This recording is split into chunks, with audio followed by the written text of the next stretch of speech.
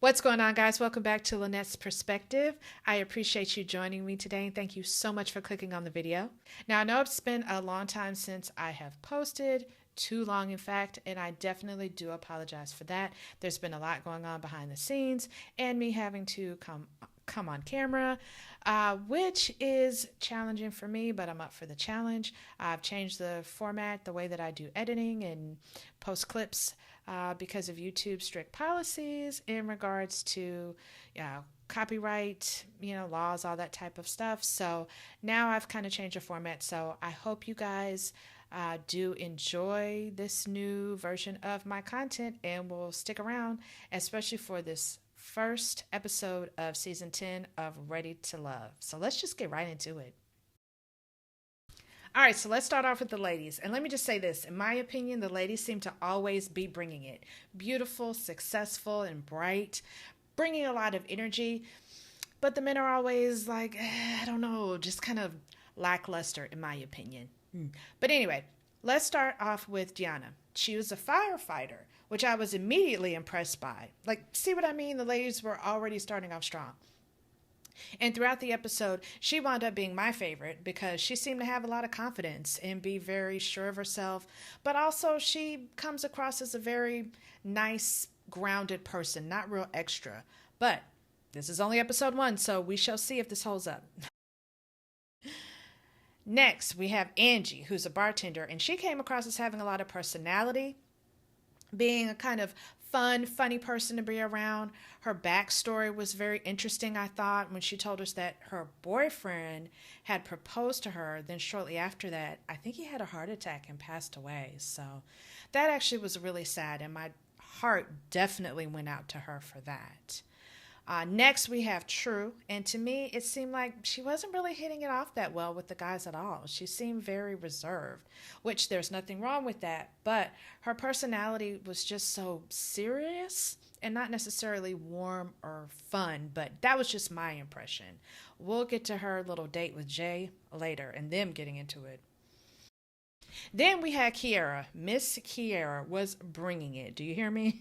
The men were all excited to meet her, and she had the look, she had all the curves, but I don't know, she also talked about being a spoiled princess and how a man should just be happy to get to go on a date with her, and I was like, okay, well, at least she's not short on self-confidence, but based on her looks and the way the men all got excited to go on a date with her, I was like, okay, well, she's definitely not going to go up for elimination. And last but certainly not least, there was Sahara, like the desert, or as she likes to tell people, don't worry, she's not dry like the desert. Stop saying that. To me, she was a highlight of this episode because her personality is hilarious. She's definitely going to say whatever she wants to say, regardless of what people think. And the way she ended this episode was everything. She had me cracking up. I was so here for it. Overall, this group of women brought the looks, personality, and a little bit of crazy. But again, I was here for it. Now, the men. So there were 5 men. No, I'm just kidding. The men, were okay. We first met Naeem, and he owns his own gym. He's a nice-looking guy. He likes to joke around a lot, but he seemed cool. We'll get to what Kiera found out about him in a bit, but in the beginning, the women to me seemed kind of, I don't know, lukewarm towards him. Then we had Will, the class clown.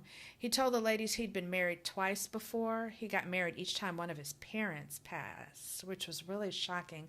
I've never heard anything like that before, but he was joking around when he was talking about his past, which came across as a red flag, it seemed, to the ladies. Like, he can't really be serious when it's called for or be genuine. So it wasn't surprising when he went up for elimination. Next was Jay, the single dad, who claimed to come in with the Denzel walk. And I was like, where? No, just kidding. Now, I felt like he was kind of hot and cold with the ladies. I think Deanna was impressed by him and Kiera, but definitely not True. Next was Wayne, and I'm going to just be honest here and tell y'all, I completely forgot about this guy. after Angie went on her little date with him. I had to go back and rewatch the show just to remember what his name was. I'm sorry, but he just didn't leave any impression on me whatsoever. And I don't really remember any of the ladies taking to him other than Angie, but I could be wrong. And then last but certainly not least was Mr. Rick Fox, Mr. Eddie, who all the ladies just seemed to swoon for. I think he owned his own construction company or something. He was talking about he could just build you a house if need be. And I was like, okay, sir. He was personable. He seemed nice. But I felt like, yeah, his position, in this cast is definitely safe. Now, the dates were definitely interesting, to say the least, but I'm only going to touch on a few that stood out. For instance, I found it very interesting that Naeem sat down with both Deanna and True, but it wasn't until he talked to Kiera that we even found out anything interesting about him, like the fact that he had 5 kids and 3 baby mamas. I was like, was this editing or something, or was Kiara the only one that was asking any real questions about this man? I mean, my whole perception of Naeem changed after that important bit of information was revealed. Like, why was she the only one or the first one to discover that? But I don't know, but I knew that was going to definitely put him at the bottom. Then we had Angie and Wayne, and the way she seemed to just claim Wayne, like she was just sold on him after that one little date, that one little interaction seemed like a bit of a red flag to me. Like, hold on, pump your brakes.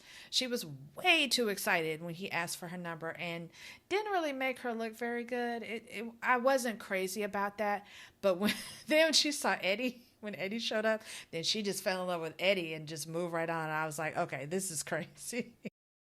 The silliest date, of course, was when Will and Sahara linked up and realized they were 2 completely off-the-wall people who have no business trying to be together. They couldn't even ask and answer questions and keep a straight face. She was confusing him, and he wasn't even taking any of their interaction or their date seriously. They were just a mess. It made sense that both of them got put up for elimination at the end. Let's get into this whole thing with Jay and True, because I would rate this worst date of the entire episode, if you could call these dates, I guess. But as soon as he began introducing himself and referred to himself as a player, True was most definitely not feeling him. And that was like strike 1. And then he told her about being in a relationship for 11 years and having 2 kids with the same woman. And I think True felt like, well, just because you stayed around for 11 years, for one, doesn't make you faithful. And 2, it kind of shows that, you're afraid of a commitment because you didn't put a ring on her finger. You didn't marry the woman, which is how I kind of read the situation. And I think that was definitely rubbing him the wrong way. And she was kind of referring to him as being a hoe. And I think he was offended, he started trying to kind of justify or make the distinction between, well, a player and a hoe is not the same thing and all that. I was like, this is a stupid argument. They rubbed each other the wrong way. They clearly were not a match or not compatible. And the whole entire little date that they had, it was just a complete disaster. And I think that because that date went so bad, Jay went back and had something to say about it with the other guys. And was like, it felt like, I think he was the one that said it felt like, she was interviewing him, or some of the guys said it felt like she was on a job interview or something like that. But Jay, speaking about True to the other guys, didn't really help, because I don't think any of the other guys had any kind of connection with her anyway. So that made sense that they came together to put her up for elimination. Then we had the wedding, and yeah, we can just go ahead and skip right over that part. Spoiler alert. I think it was Camille and Cornelius got married, who were from a previous season. None of their family was present. This wasn't even a real wedding. Even Tommy said they were having another ceremony. Translation, their real wedding was going to take place elsewhere. So it was all for show. Not interested. It was fine. She still wore a white wedding dress. She threw the bouquet. Whatever. Moving on. Now down to the eliminations. Of course, Will goes up because he's just not taking anything seriously.